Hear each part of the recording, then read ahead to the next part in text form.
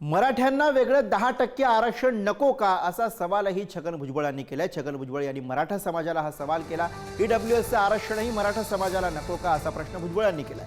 आरक्षण देताना काही चुकीच्या गोष्टी झाल्या आहेत असं राऊतांनी म्हटलंय। सरकार सर्वांच्या हक्काचं रक्षण करेल अशी भूमिका जयकुमार गोरे यांनी मांडली।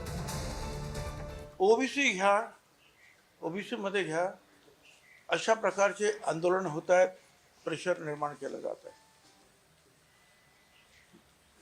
मला त्यांना सांगायचं आहे, किंबहुना विचारायचं आहे, तुम्हाला मराठा आरक्षण नको का? तुम्हाला 10% मराठा आरक्षण नको का? ते रद्द करायचं का?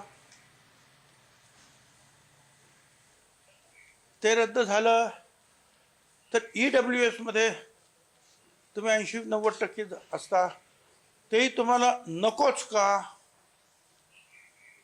आता आमदार सगळ्या मराठ्यांनाच म्हणायला पाहिजे, अरे काय?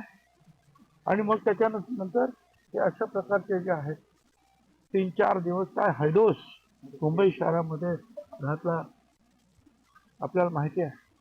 मागच्या वर्षी अख्खं बीड जाळलं जरांगीच्या कार्यकर्त्यांनी, आणि यावर्षी मुंबईमध्ये येऊन काय केलं मग?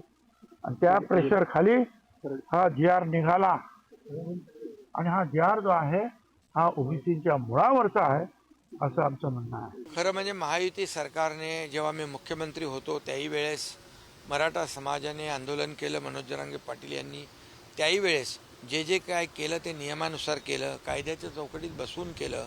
ओबीसी समाज इतर समाजावर कुठलाही अन्याय होणार नाही भूमिका कालही आमची होती, आजही आणि उद्याही आहे। त्यामुळे मराठा समाजाला आता जे काही कुणबी प्रमाणपत्र देण्याची जो काही GR काढलेला आहे, हा GR कायदेशीर चाकोरीत बसणारा आणि कायद्याच्या चौकटीत बसणारा, आणि या GRमुळे ओबीसी समाजाला कुठेही त्याचं नुकसान होत नाही, त्याचा धक्का लागत नाही।